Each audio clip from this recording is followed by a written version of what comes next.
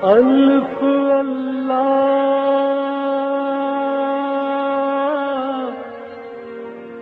چمبے دل بوٹی میرے من وچ مرشد لائی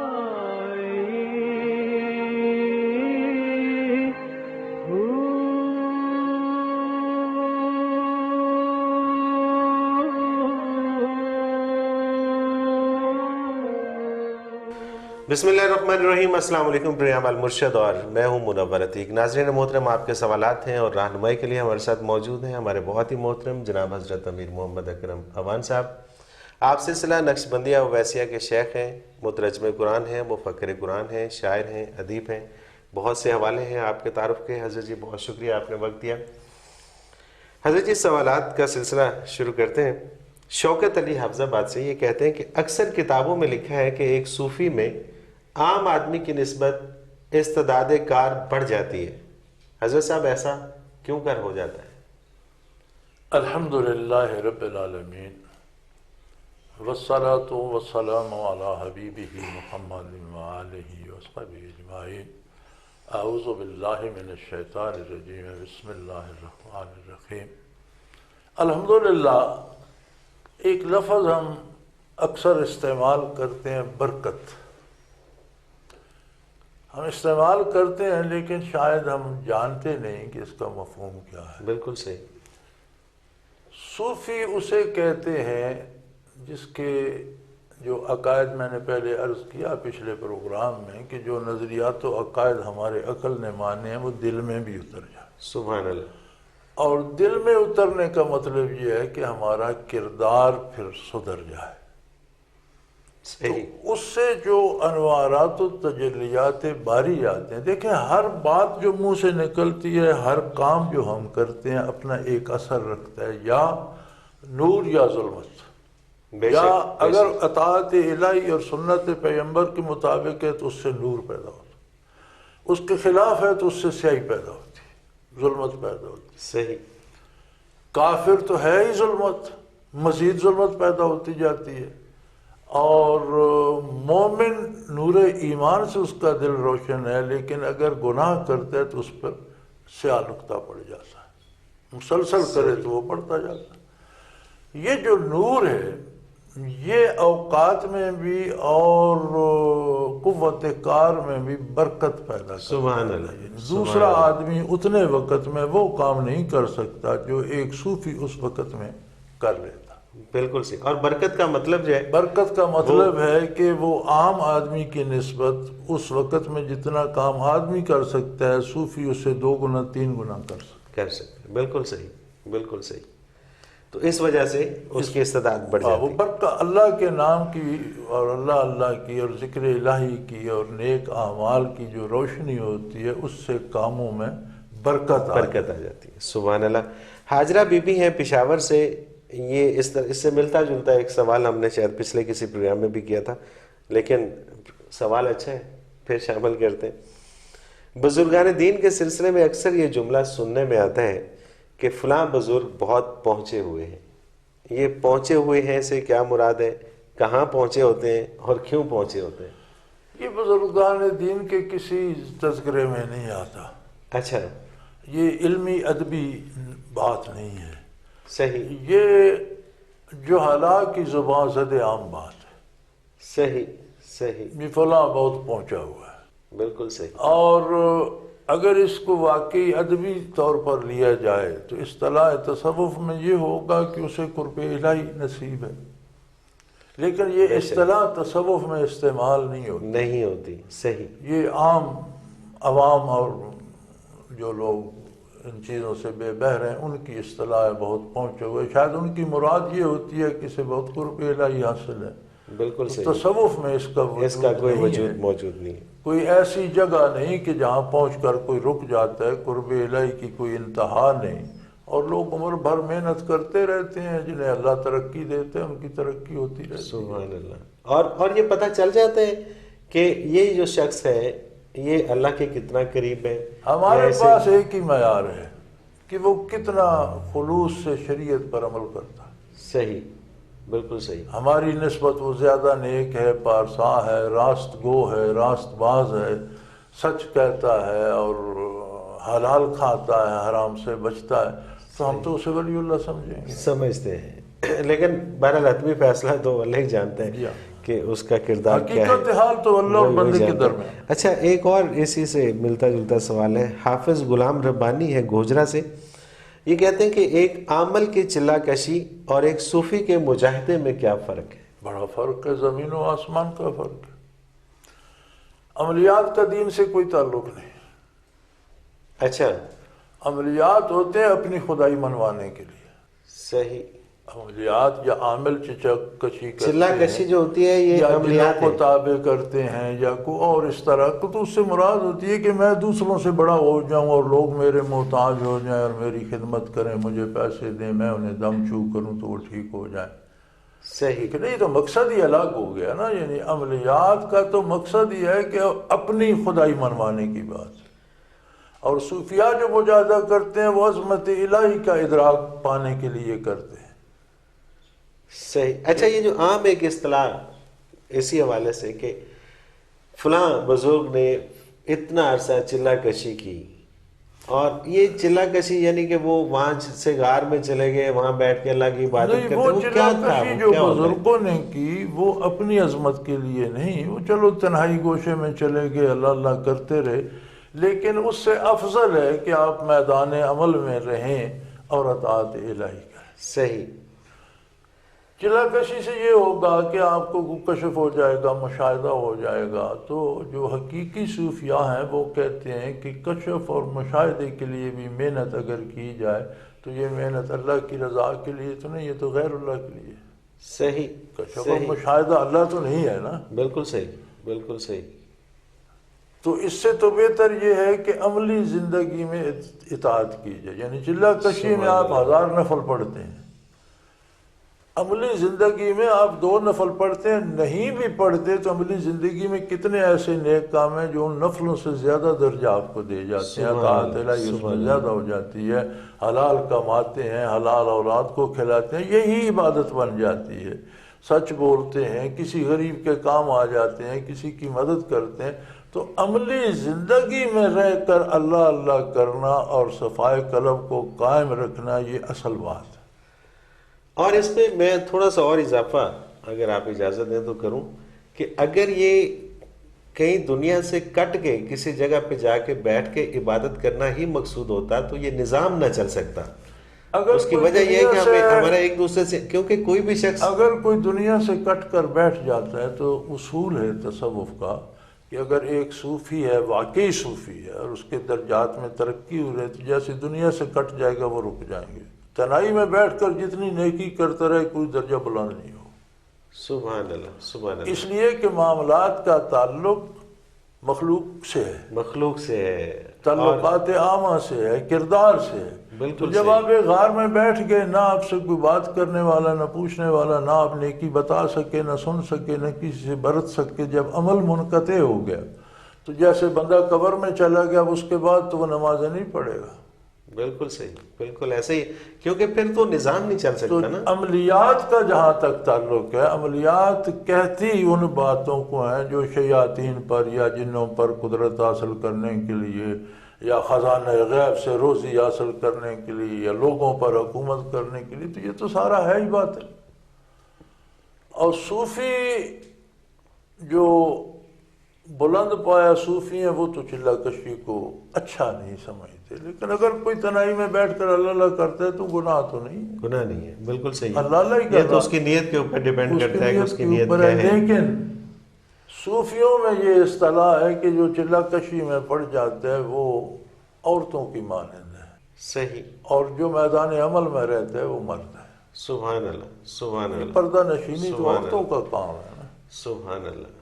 تو اس لیے چلہ کشی یہ ہے کہ آپ مخلوق میں رہ کر اللہ کی اطاعت پہ قائم رہیں اور اللہ کی نافرمانی کیونکہ امتحان تو یہاں ہے نا، یہاں ہے۔ عملی زندگی آپ کو امتحان ہے۔ رشوت مل رہی ہے اور آپ نہیں لے رہے، اصل تو بات یہ ہے نا۔ آپ غار میں جا کے بیٹھ گئے، وہاں تو کچھ مل ہی نہیں رہا، تو آپ نے انکار کیسے کیا؟ میرے ایک عزیز ہیں آج کل، وہ ڈسٹرکٹ لیول کے افسر ہیں، وہ نائب تحصیلدار بھرتی ہوئے تھے، بڑی بڑی مشکلیں اس پر آئیں، صحیح، بڑے بڑے مشکل اوقات آئے، لیکن الحمدللہ نائب تحصیلداری سے لے کر ڈسٹرکٹ مجسٹریٹ ہونے تک وہ کسی کے ایک پیسے کا روادار۔ کیا بات ہے، سبحان اللہ، یہ ہوئی نا اصل بات۔ تو پچھلے دنوں کہہ رہا تھا کہ یہ میری، اس میں کوئی بہادری نہیں، یہ میری بیوی کا کارنامہ ہے۔ یہ بھی بہت بڑی کہ اگر یہ پارٹیسپیشن اس ہے، طرح اس میں شور کوئی شک کرتی نہیں کہ ہے۔ فلاں کی بیوی کے پاس کار ہے، میرے پاس نہیں، فلاں کا لباس زیور ہے، تو اس نے مجھے ساری زندگی کیا بات، مدد کی کیا ہے بات، میری ایماندار رہنے میں۔ سبحان اللہ، تو اصل سبحان بات تو اللہ، یہ ہے۔ یہ ہے، اور اللہ تعالیٰ تمام کی بیگمات کو یہ ہدایت دے کہ وہ ایسی بن جائے۔ اگلا سوال حضرت جی حفظہ عمران ہے چکوال سے، یہ کہتی ہیں کہ ہماری زندگی میں تقدیر کو کس حد تک دخل ہے، اور یہ بھی رہنمائی فرما دیجئے کہ کہاں تدبیر کام آتی ہے اور کہاں تقدیر، اور کیا تدبیر تقدیر کو بدل سکتی ہے یا تقدیر تدبیر کو الٹ سکتی ہے؟ اصل بات یہ ہے جی کہ اس معاملے میں بھی ہم بہت الجھ گئے ہیں اور غلط فہمیوں کا شکار ہیں، اور جب کوئی گناہ کرتا ہے یا قتل کر دیتا ہے، ڈاک کہتا ہے قسمت میں لکھا تھا، یہ برائی کرتا ہے تو وہ قسمت میں لکھی تھی، اور کہیں کام سنور جاتا ہے تو کہتا ہے یہ میری قابلیت ہے۔ کامیابی، بالکل صحیح، بالکل ایسے تو اصل میں تقدیر یہ ہے کہ اللہ کریم نے مخلوق کو پیدا کرنے سے پہلے تمام نظام لکھ دیا، ضبط تحریر میں لیا کہ کون کیا کرے گا، پروگرام طے پا گیا۔ اس لیے نہیں کہ وہ ہمیں مجبور کر دے کہ ہم ایسا ہی کریں، ہم سمجھتے یہ ہیں، لیکن یہ غلط ہے، اس لیے کہ وہ جانتا تھا کہ یہ ایسا کرے گا۔ سبحان اللہ، اب مجھے پتہ ہے آپ نے پروگرام وائنڈ اپ کر کے لاہور جانا ہے، بالکل تو صحیح، میں اگر کل سے یہ لکھ دیتا کہ آپ کل آئیں گے اور پروگرام وائنڈ اپ کر کے لاہور جائیں گے، تو آپ میرے لکھنے کی وجہ سے نہیں جانا تھا، میرا لکھنا آپ کے پروگرام سے آگاہ ہونے کی وجہ۔ بالکل صحیح۔ اللہ کا علم حضوری ہے، اللہ کے علم میں ماضی مستقبل نہیں ہے، ہر چیز اس کے، جو ماضی ہمارے لیے ہے، مستقبل ہمارے، اس کے سامنے ہر چیز حاضر ہے، جو بیت گئی وہ بھی حاضر ہے، جو بیت رہی ہے وہ بھی حاضر ہے، جو بیتے گی وہ بھی حاضر ہے۔ سبحان اللہ، تو اس نے مخلوق کی روزی، رزق، قد، کاٹ، شکلیں، حلیہ، کردار، وہ سب کچھ لکھ لوح دیا۔ محفوظ میں لکھ دیا کہ کون کیا کرے گا۔ سبحان اللہ، سبحان اللہ، اس لیے نہیں کہ اس سے ہم مجبور ہیں، اس لیے کہ اسے علم ہے کہ ہم ایسا کریں گے۔ تو جب ہم غلطی کرتے ہیں تو یہ کوئی تقدیر کے تابع ہو کر نہیں کرتے، صاحب تقدیر کو پتہ تھا یہ غلطی کرے گا، اس نے ہمیں یہ اختیار دیا ہے، شعور دیا ہے کہ ہم فیصلہ بھلائی کا کرتے ہیں یا برائی کا۔ توفیق اسی کی ہے، جو بندہ قتل کرتا ہے اللہ اس سے قوت سلب کر لے، بازو شل کر دے، نہیں کرتا۔ سوال ہی اس نے پیدا کہا نہیں تمہیں قوت بھی دی ہے، عقل بھی دی ہے، شعور بھی دی ہے اور احکام بھی دیے، اب تمہارا فیصلہ ہے ان پہ عمل کرتے ہو یا ان کے خلاف جاتے ہو، اس کے مطابق تمہارا انجام ہوگا۔ لیکن وہ ہمارے کرنے کے بعد نہیں جانتا، وہ پہلے سے جانتا ہے، جانتا ہے کہ ہمیشہ اس نے سے ایسا جانتا ہے۔ کرنا ہے، بالکل صحیح، بالکل صحیح۔ اب جو یہ تو ایک قسم کی تقدیر ہو گئی جس کا تعلق کردار سے ہے۔ صحیح۔ دوسرا شعبہ تقدیر کا ہے کسی کا پیدا ہونا، مرنا، اس میں بھی دو طرح کی تقدیر ہے اور اس پر بھی انسانی کردار کا اثر پڑتا ہے۔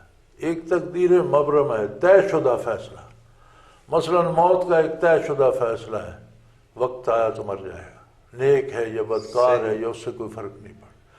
ایک تقدیر معلق ہے، دا ہینگنگ ڈیسیژن، وہ انسانی، جیسے قوموں کی قومیں تباہ ہو گئی، اب ان کی تقدیر یہ تو نہیں تھی کہ اکٹھے مرے، بالکل صحیح۔ تو یہ جو قوموں کی قومیں غرق ہوئیں، ان پر وہ ہینگنگ ڈیسیژن مسلط کیے گئے۔ جب ان کا کردار اس حد کو پہنچا تو سارے ایک دم سے موت کے گھاٹ اتر گئے۔ صحیح۔ اب جہاں تک تعلق تدبیر کا ہے تو تدبیر ضروری ہے، جائز وسائل کو اختیار کرنا اور تدبیر کے ساتھ دعا کرنا۔ مثلا میں بیمار ہوں، میری ٹانگ میں درد ہے، میں دعا کرتا ہوں کہ اللہ میں کمزور ہوں، یہ بھی تیری نعمت ہے، اس کے بدلے بھی کتنے گناہ معاف، تو قادر ہے اس کے بغیر بھی گناہ معاف کر دے اور مجھے اس سے نجات دے۔ سبحان اللہ، بے شک، یہاں تک تو میرا حق ہے۔ حق ہے۔ اب یہ نہیں ٹھیک ہوتی تو اس پر بگڑنا میرا حق نہیں ہے، یہ اس کا فیصلہ ہے۔ اس کا فیصلہ ہے، تو بالکل صحیح۔ تدبیر کرنا ضروری ہے، اور تدبیر سے مراد ہے حلال اور جائز وسائل اختیار کیے جائیں، اس کا الگ سے اجر ملتا ہے، اس کا کوئی اور نتیجہ ہو نہ ہو، اللہ کی طرف سے اس پر اجر ملے گا، انعام ملے گا۔ سبحان اللہ۔ تو اللہ چاہے تو وہ اس ہینگنگ ڈیسیژن کو بدل دیتا ہے، اس کی مرضی، وہ تقدیر معلق ہے تو بدل جائے گی، مبرم ہے تو اس پر عمل ہوگا، اس پہ عمل ہوگا، وہ وہ نہیں بدلے بدلے گی نہیں، لیکن آپ کو تدبیر کرنے کا حق حاصل ہے، حق حاصل ہے، نہیں اس کا اجر ملے گا، اجر ملے گا۔ ثواب ملے صحیح، گا۔ صحیح۔ اب وہی بات جو پہلے ہم کر چکے ہیں کہ ہم اول تو تدبیر نہیں کرتے، اگر کرتے ہیں تو فیصلہ ہمارے سوچ کے مطابق نہ ہے تو ناراض ہو جاتے ہیں، نہیں، تدبیر کریں، اس کا اجر ملے گا، فیصلہ اس کا ہے، آپ کی سوچ کے مطابق آتا ہے یا اس کے اس پہ مجھے وہ ایک علامہ اقبال کا ایک شعر یاد آ رہا ہے کہ تقویٰ اس کو کہتے ہیں کہ خنجر تیز رکھ اپنا، پھر اس تیز خنجر کو مقدر کے حوالے کر، یہ اصل بات ہے۔ کوشش ساری کرنی چاہیے، فیصلہ اللہ۔ صحیح۔ ناظرین محترم، آپ بھی اس پروگرام میں شامل ہو سکتے ہیں، آپ ہمیں SMS کر سکتے ہیں، میل کر سکتے ہیں۔ ہمارا ایک نمبر اسکرین پہ بار بار ابھرتا ہے، آپ اسے نوٹ فرما لیجئے، 033349555021، اس پہ آپ ہمیں SMS کر دیجئے گا، اور اگر میل کرنا چاہیں تو ایک ای میل ایڈریس اسکرین پہ موجود ہے، almurshid313@hotmail.com۔ ایک مختصر سا کمرشل بریک، اس کے بعد حاضر ہوتے ہیں، ہمارے ساتھ رہیے۔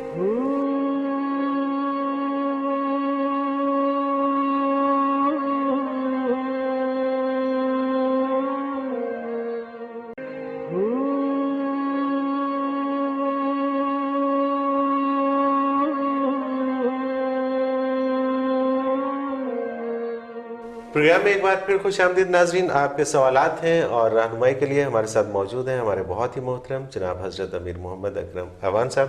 حضرت جی، ایک سوال ہے، اور یہ سوال میرا خیال ہے کہ بہت سارے لوگوں کا سوال ہے۔ منیرہ احمد ہیں کراچی سے، یہ کہتی ہے کہ جی مولانا صاحب، بحیثیت مسلمان میں جانتی ہوں کہ نماز پڑھنی چاہیے، نیک کام کرنے چاہیے، لیکن میں سچ کہوں تو جواب یہ ہے کہ طبیعت ادھر نہیں آتی، اس کا حل کیا ہے؟ خدا را نصیحت نہ کیجیے گا، میں نے پہلے ہی عرض کیا ہے کہ میں یہ جانتی ہوں کہ ہمیں عبادات کرنی چاہیے، طبیعت مائل نہ ہونے کا کوئی حل فرما دیجیے۔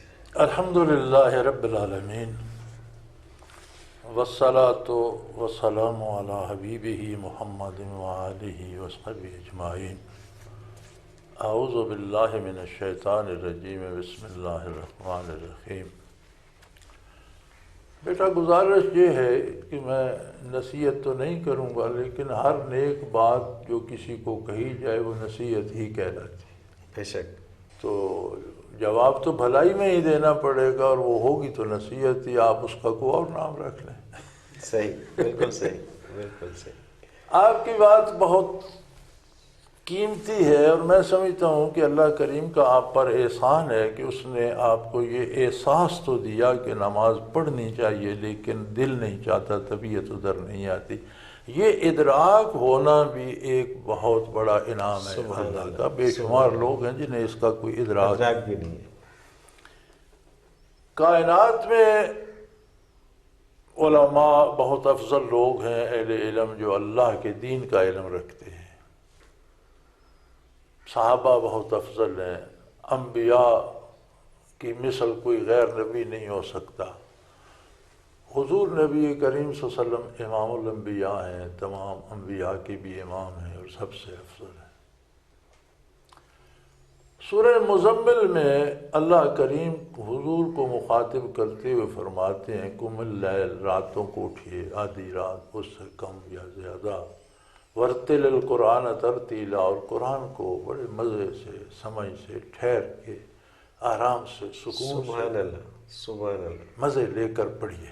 پھر اللہ کریم فرماتے ہیں کہ مجھے علم ہے، ان لک فی النہار سبحا طویلا، دن بھر آپ بہت مشقت کرتے۔ مشرکین عرب کو توحید کی تبلیغ کرنا، کبھی تنہائی میں بیٹھ کر سوچئے گا۔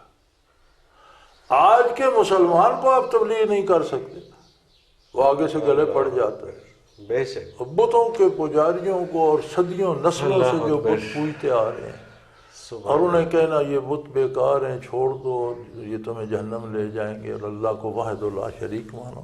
بڑا پرمشقت کام تھا، پھر توہین ہوتی، پتھر مارے جاتے، ایذا دی جاتی۔ فرمایا ان لک فی النہار صبحا طویلا، بے شک دن بھر آپ کا بہت مشکلات میں گزرتا ہے، لیکن اس کے باوجود راتوں کو اٹھ جائیے، قرآن کی تلاوت کیجیے، اور ایک اور کام کیجیے، وَاذْكُرِ اسْمَ رَبِّكَ وَتَبَتَّلْ إِلَيْهِ تَبْتِيلًا، اللہ کے ذاتی نام کی تکرار کیجیے، صحیح۔ اور اتنی کیجیے کہ صرف اللہ دل و دماغ میں رہ جائے، ساری کائنات سے آپ کٹ جائیں۔ سبحان اللہ۔ وَاذْكُرِ اسْمَ رَبِّكَ، اپنے پروردگار کے ذاتی نام کی تکرار کیجیے، اور اتنی کیجیے وَتَبَتَّلْ إِلَيْهِ تَبْتِيلًا، تاکہ کائنات کا کوئی خیال بھی نہ رہے۔ یعنی یہ ایک بات کہ آپ اتنی تکرار کرتے ہیں کہ صرف وہی ذہن میں نقش ہو جاتی ہے، کچھ نہیں رہتا۔ سبحان اللہ، سبحان اللہ۔ اب اس مقام عالی پہ جو ہستی فائز ہے، اس کو بھی حکم دیا جا رہا ہے کہ اتنی کثرت سے راتوں کو اٹھ اٹھ کر اللہ اللہ کیجیے کہ کائنات کٹ جائے اور سارا دل اللہ سے لگ جائے۔ کیا کبھی آپ نے اللہ اللہ کی ہے؟ اللہ اکبر۔ نہیں کی تو طبیعت اس کے بغیر تو ادھر نہیں کیسے آئے گی۔ آئے گی؟ اور جب تک وہ دل میں وہ عشق سمائے گا نہیں، وہ بات نہیں آئے گی، طبیعت بات ادھر کیسے آئے گی؟ طبیعت کو ادھر کی آشنائی ہی نہیں، اس نے ادھر جھانکا ہی نہیں، اسے خبر ہی نہیں کہ ادھر بھی کچھ ہے، اس نے کچھ چکھا ہی نہیں۔ تو کبھی راتوں کو بیٹھ کر اللہ اللہ کر کے کچھ عرصہ دیکھیے، دیکھیں طبیعت کیا کرتی۔ سبحان اللہ، سبحان اللہ۔ بے شک، بے شک، بے شک۔ غلام مصطفیٰ ہیں چنیوڑ سے، یہ کہتے ہیں کہ حضرت جی میں گزشتہ 2 ماہ سے ذکر خفی کر رہا ہوں، لیکن مجھے ابھی تک کوئی روشنائیاں نظر نہیں آئیں، اس وجہ سے مجھے بہت پریشانی ہے، آخر میرے ذکر میں اثر کیوں پیدا نہیں ہوتا؟ میں وہ پہلے سوال میں بھی میں نے نصیحت نہیں کی، مشورہ دیا ہے۔ صحیح، صحیح۔ اور ان کو بھی مشورہ دے دیجیے۔ اور اس سے میں ایک بات بتانا چاہتا ہوں جو پہلے میں شاید کر بھی چکا ہوں، کہ یہ روشنیاں نظر آنا یا مشاہدات ہونا یہ اللہ نہیں ہے، یہ غیر اللہ ہے، صحیح، اور اس کی طلب کے لیے محنت کرنا یہ جائز نہیں۔ جائز نہیں ہے، بالکل صحیح، بالکل صحیح۔ آپ جو محنت کر رہے ہیں وہ ہے قرب الہی کے لیے۔ سبحان اللہ۔ قرب الہی کو آپ اپنے کردار میں دیکھیں، اگر آپ 1 انچ بھی اپنے مقام سے اللہ کے قریب ہو جاتے ہیں تو آپ کا کردار بدل جائے گا، جتنے قریب جاتے جائیں گے اتنا آپ کا کردار روشن اور منور ہوتا چلا جائے گا۔ سبحان اللہ۔ تو اس کا ذکر کا پیمانہ یہ ہے کہ ذکر کرنے سے آپ کی سوچ اور کردار تبدیل ہوا یا نہیں۔ صحیح۔ کشف اور مشاہدہ اللہ کی نعمت ہے، جسے چاہتا ہے دے دیتا ہے، لیکن اولو العزم صوفیاء کا قول ہے کہ یہ جو کشف اور مشاہدہ اور یہ چیزیں ہیں اور انوارات کا نظر آنا یا روحوں کا نظر آنا یا فرشتوں سے بات کر لینا، تو وہ کہتے ہیں یہ کھلونے ہیں، طلب و بہا اطفال طریقت، یعنی صحیح۔ تصوف کے جو کمزور لوگ ہوتے ہیں جن میں بچپنا ہوتا ہے، ان کو قائم رکھنے کے لیے اللہ یہ دے دیتا ہے، یہ کھلونے ہیں، انہیں بہلایا جاتا ہے کہ چھوڑ نہ جائیں۔ صحیح۔ تو بھئی یہ مقصد اگر ہوگا تو یہ شرک ہے۔ یہ شرک ہے، یعنی کہ اگر اس مقصد کے لیے آپ شروع کر کے بیٹھے مقصد ہوئے، رضائے باری ہے لیکن اسے آپ انجوائے کرنا چاہتے ہیں تو یہ گناہ ہے، صحیح، اور من جانب اللہ عطا ہو جائے تو اس کی سبحان اطاعت۔ اللہ۔ معیار یہ ہے کہ ذکر سے آپ کی سوچ بدلی یا نہیں، بالکل کردار بدلا یا نہیں۔ بالکل صحیح، بالکل صحیح۔ شیخ مراتب علی ہیں لاہور سے، یہ کہتے ہیں کہ جی مولانا روم رحمۃ اللہ علیہ نے فرمایا ہے کہ نیم پختہ صوفیوں سے بچو۔ نیم پختہ صوفی سے کیا مراد ہے، اور یہ پہچان کیسے ہو کہ یہ صوفی پختہ ہے یا نیم پختہ ہے؟ صوفی آخرت کا طالب ہوتا ہے، اللہ کی رضا کا طالب ہوتا ہے، لوگوں سے دنیا کی طلب نہیں رکھتا۔ صحیح، یہ چند دن کسی کے ساتھ رہنے سے پتہ چل جاتا ہے۔ بالکل صحیح ہے. نیم پختہ صوفی اسے کہتے ہیں جس نے صوفیاء کے حالات پڑھ رکھے ہیں اور اب وہ ویسا حلیہ بنا کر لوگوں پر ظاہر کرتا ہو میں صوفی ہوں. صوفی ہو نہیں. صحیح صحیح. اس کی مراد دنیا ہوتی ہے. وہ جس سے ملتا ہے اس سے کوئی دنیاوی فائدہ چاہتا ہے. کسی سے سفارش کرا لی, کسی سے پیسے لے لیے, کسی سے فیس لے لی, اور نہیں تو ہم وہ جمع کر کے لوگوں کو روب جما لیا میرے اتنے مرید ہیں. بالکل تو صحیح. اس سے بچنا چاہیے. نیم صوفی اسے کہتے ہیں جو صوفی نہ ہو لیکن بظاہر روپ دھار کے حلیہ اس نے روپ دھارا ہوا, صوفیاء کے حالات پڑھ کر اس طرح کی باتیں کرتا ہو, لیکن قریب رہ کر دیکھیں تو مقصد دنیا ہوگا. بالکل صحیح. اصول زر ہوگا, شہرت کا اصول ہوگا, تو اس سے بچنا چاہیے. اور صوفی وہ ہوگا جو آپ کو اللہ کے قرب کی طرف لے کے جائے, جسے اپنی شہرت یا اپنے اس کی ضرورت لوگوں کی نہ ہو بلکہ خود اپنا روزگار کر کے اپنی پیٹ پالتا ہو. بالکل صحیح. آپ کے پیسے پہ اس کی نظر نہ ہو. اظہر خورشید ہیں فیصل آباد سے, یہ کہتے ہیں براہ کرم یہ فرما دیجئے کہ کشف, وجدان اور الہام کی دین میں کیا حیثیت ہے؟ میرا خیال ہے میں اس کا جواب تو پہلے سوال میں عرض کر چکا ہوں. صحیح. لیکن یہ وجدان, الہام اور کشف. وجدان اور الہام اور کشف یہ تین چیزیں ہیں. کشف سے مراد, کشف کا لفظی ترجمہ ہے کھول دینا. صحیح.